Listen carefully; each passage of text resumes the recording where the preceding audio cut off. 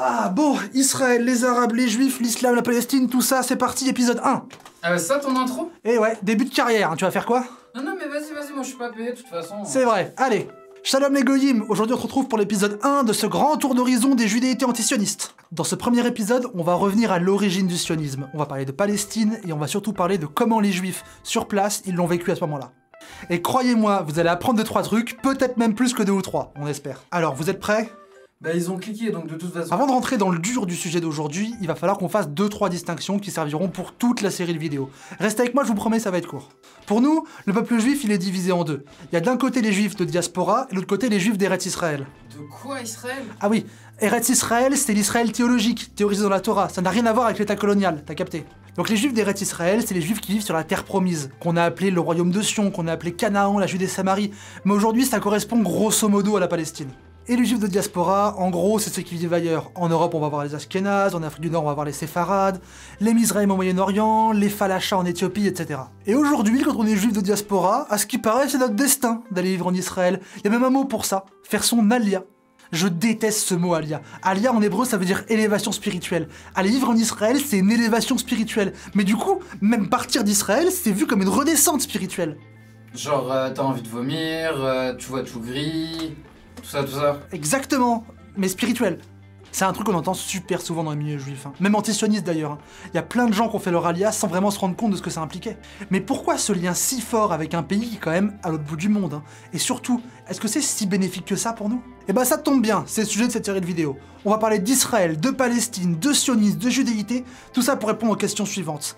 Est-ce que le sionisme était une bonne chose pour les juifs du monde? Et sinon, est-ce qu'Israël serait pas un peu antisémite? Et pour ce premier épisode, on va revenir dans le passé, on va revenir aux bases, on va revenir là où tout a commencé, on va parler du vieux Yeshouf.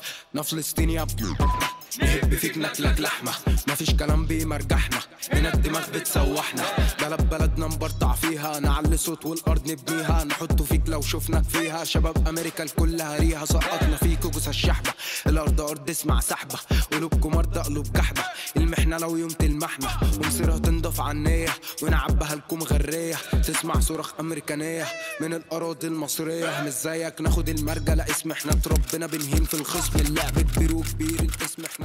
Le vieux Yeshouf, c'est quoi déjà? Déjà Yeshuv, et puis c'est en quelle langue ça encore? Excellente question, Jamy. Eh bien, Yeshouf, c'est un mot hébreu, ça veut dire communauté. Le Yeshouf, donc, c'est une communauté de juifs vivant en Palestine avant l'existence d'Israël. C'est ce qu'on peut appeler en gros les juifs palestiniens. Mais juste le Yeshouf, c'est pas encore assez précis comme sujet de vidéo, vous me connaissez. Hein. Du coup, on va pas parler juste du Yeshouf, on va parler du vieux Yeshouf. C'est-à-dire le Yeshouf qui était là non seulement avant l'existence de l'État d'Israël, mais déjà là avant même l'existence du sionisme. Alors on a juste un petit souci, c'est que là on parle d'une communauté qui a vécu sur quasiment 2 millénaires. Alors du coup, on parle de manière exhaustive, ça va être un peu compliqué. Alors je vous préviens, on va pas faire un récap historique siècle par siècle. Hein. Déjà parce que c'est turbo chiant, et surtout parce que le sujet de la vidéo, c'est plus comment est-ce que le sionisme est venu chambouler toute cette tradition. Et pour ça, on va regarder quelques petits points un peu intéressants pour comprendre un peu c'était quoi les bails avec eux. Le vieux Yeshouf, c'est des juifs qui vivent en Palestine depuis aussi longtemps qu'il y a des juifs. On les retrouve déjà en 70 après Jésus-Christ, tard l'époque. La destruction du second temple de Salomon, ça vous dit rien? Par l'armée romaine, l'événement qui marquera le début de la deuxième diaspora juive. Bâtard de Romains. Eux, ils ont juste dit « Non, c'est mort, on part pas, on reste ». C'est un peu les giga-chats de l'époque, si vous voulez. Si la diaspora, c'est le général de Gaulle, eux, c'est plus les Jean Moulin. T'es sûr là? En 70 après Jésus-Christ, c'est le début de la deuxième diaspora. Alors oui, la deuxième, on parlera pas de la première aujourd'hui, n'insistez pas. Personne qui a insisté. Hein. La deuxième diaspora, elle est marquée par la fin de l'annexion de la Judée-Samarie par l'Empire romain et la destruction du deuxième temple de Salomon. Encore. Eh mais après la paille et le bois, il reste la brique hein. Jérusalem devient même une colonie romaine du nom de Aelia Capitolina. Elle devient même interdite aux juifs, un plaisir. Je sais pas si vous vous rendez compte, imaginez qu'il y ait un pays genre les États-Unis qui viennent envahir un pays d'Amérique du Sud, un petit pays, pour venir mettre des gens à la place des dirigeants, contrôler les intérêts financiers. Attends quoi? Pinochet, en avant les histoires. On la garde. Franchement, on la garde. C'est le gigasbeul. Tout le monde se bat dans tous les sens pour essayer de pas se faire buter. Et c'est là que vont apparaître tous les groupes dont je vous ai parlé dans l'intro, les Mizraïm, les Séfarades et tout et tout. Mais, il y a des mecs, les gigachats dont on parlait juste avant là. Eux, ils décident de rester. Ils décident de rester, ils décident de résister. Résister aux Romains, bien sûr, mais résister aussi à la christianisation, à l'hellénisation de la culture, de résister à tout ça. Et ça, c'est le vieux Yishuv. La classe ou pas? Mais alors comment ils vivent ces gens-là? Et là on rentre dans la partie qui moi m'a le plus matrixé. Le vieux Yishuv, il vit pas de son travail, il vit pas de ce qu'il produit. Alors oui, il exporte vite fait un peu de cédra. Le cédra c'était un agrume qui ressemble à ça, c'est un peu comme une main de Bouddha si vous voulez.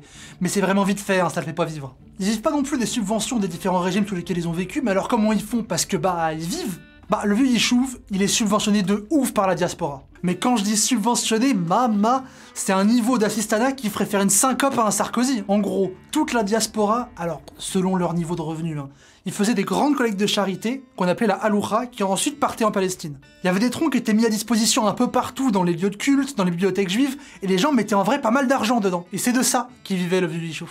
Il y a des anecdotes un peu marrantes du coup sur des troncs justement de Haloucha qui se font braquer sur le trajet, qui arrivent jamais, ça fait des tensions, etc. C'était un peu rigolo. Alors on rigole, hein, mais c'est absolument pas perçu comme un assistanat, hein, ni par le vieux Yishuv, ni par les Ashkénazes qui contribuaient majoritairement, ni même par le reste de la communauté juive. Hein. Enfin, ça c'est vrai jusqu'au 19e siècle, mais on parlera du 19e siècle un peu plus tard dans la vidéo. Ça veut pas dire que le vieux Yishuv, ils sont inactifs, ils se prélassent en attendant que l'argent tombe, hein. Très loin de là. Ils passent leur journée à prier, à étudier, à produire du savoir théologique. Et tout ça, dans la conception juive, ça sert à une chose, à hâter le retour du Messie. Et ça, je vous jure que pour un juif pratiquant, pour un juif orthodoxe, c'est extrêmement important. C'est un peu comme les cathos qui font des dons pour le curton, si vous voulez. Sauf que là, le curton, il est à 5000 bornes de distance, et il travaille jour et nuit au retour du Christ, ou je sais pas trop, je sais pas chrétienne, je pense que ça se voit. Faudrait que je demande à Paul Adrien si c'est une métaphore valable, mais je sais pas s'il viendrait dans les vidéos. Bref. Les juifs de Palestine, ils sont subventionnés.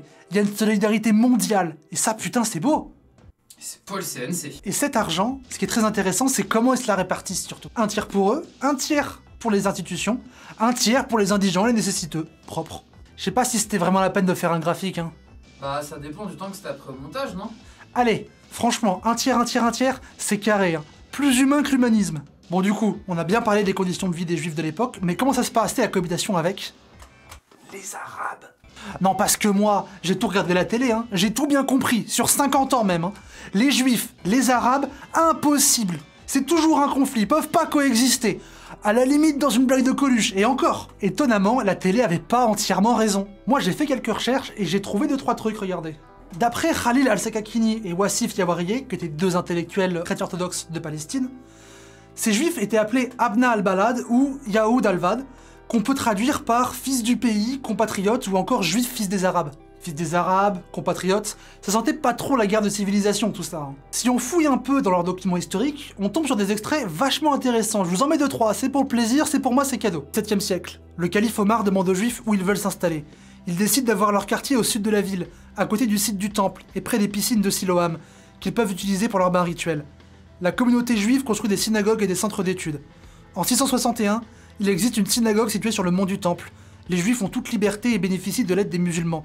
Ils projettent de reconstruire le temple de Salomon à l'endroit appelé le Saint des Saints. 8e siècle, les conversions à l'islam augmentent. Juifs et chrétiens sont cependant tolérés et la gestion de leurs affaires communautaires leur est laissée. Ou encore, comme le dit un historien du 10e siècle, Al-Muqaddasi, dans cette province de Syrie aussi, les fabricants de monnaie, teinturiers, banquiers et tanneurs sont juifs pour la plupart, alors qu'il est très commun que les physiciens et les scribes soient chrétiens. En vrai, ça a l'air d'aller, non? Ça a l'air plus simple d'être juif là-bas que musulman ici, et de loin, hein. Après, c'était pas rose tous les jours, hein. En 2 millénaires, vous vous doutez bien qu'il y a le temps d'avoir quelques tensions, hein. Par exemple, les hommes de la première croisade prennent Jérusalem le 15 juillet 1099. Vers midi, ils font une brèche dans le mur nord, près de la porte d'Hérode. Ils sont 15 000. Avec un fanatisme incroyable, ils commencent par massacrer musulmans et juifs. Ils pillent aussi la ville. Ils incendient de nombreux quartiers et détruisent les maisons, les mosquées et les synagogues. Et attends, tu t'es trompé, tu m'as filé un truc où les Européens viennent foutre la merde. Alors... Et ouais, déjà à l'époque, l'impérialisme blanc, il venait casser les couilles, hein. Mais vous inquiétez pas, dès qu'il se retire, il se passe ça, regardez. Saladin autorise les Juifs à revenir dans la vieille ville et reconnaît les droits de la communauté juive de Jérusalem.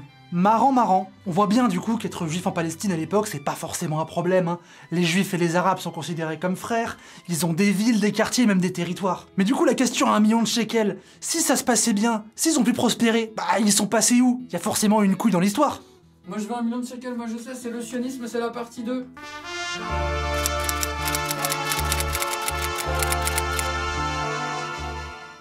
Ah, le sionisme, le gros morceau.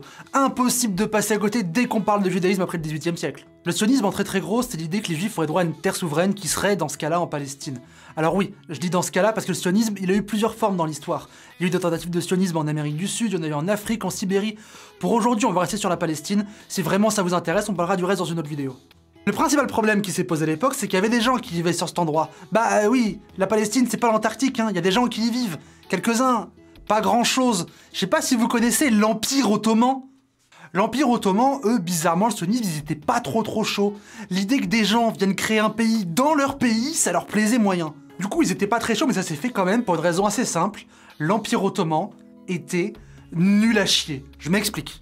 Fin 18e, l'Empire Ottoman, c'est pas compliqué, c'est l'enfer. Au niveau bureaucratie, personne comprend rien, au niveau administratif, on court partout, c'est la pagaille. Et à votre avis, il se passe quoi quand une bureaucratie devient lente, inefficace, lourde? Bah ouais, la corruption, ça s'installe. Le sionisme, dès ses débuts, il s'installait de manière pas très catholique, voire même pas très orthodoxe. Du coup, la corruption, les pots de vin, les bakchiches, ça y va. Hein. Vous savez d'ailleurs que ça vient de là, bakchiche? Ça vient du persan. Bakchiche, ça veut dire don.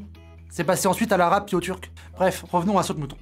Les bakchiches ont été payés majoritairement par les familles riches ashkénazes, parmi lesquelles on retrouve entre autres la maison Rothschild. Les Rothschild, en bons capitalistes qu'ils sont, ils ont très vite décidé que payer de leur poche tous les bakchiches, ça allait assez vite leur casser les couilles. Du coup, ce qu'ils ont fait, c'est qu'ils ont commencé à servir dans la halouka. Vous vous souvenez, c'était les offrandes aux vieux Yishuv par la diaspora dont on parlait au début. Autant vous dire que les rabbins et autres savants sur place dont les recherches en dépendaient, ils ont moyennement kiffé.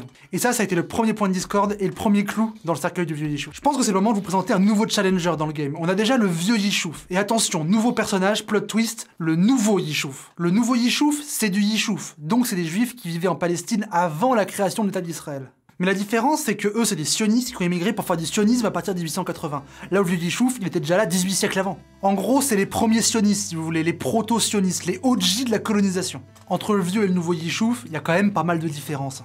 Déjà, le vieux Yishuv, c'est des Arabes. Le nouveau Yishuv, c'est des Européens. Culturellement, il y a un gap énorme. Ensuite, les principes de ce nouveau Yishuv, portés notamment par la France, suivaient les directives de l'époque en termes d'intégration des juifs. Je rappelle qu'on est juste avant l'affaire Dreyfus. Hein. Tiens.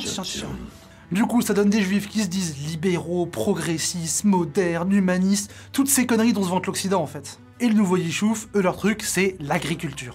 Eux ils veulent faire des fermes, des champs, tout ce que tu veux du moment que ça produit. Ils veulent absolument être indépendants, ne rien devoir à personne, des vrais self-made man. Mais du coup, ils sont en opposition totale avec le modèle de mécénat du vieux Yishuv. Et si c'était juste différent, j'ai envie de dire pourquoi pas. Mais le problème c'est que le nouveau Yishuv, assez vite il a voulu supplanter l'ancien.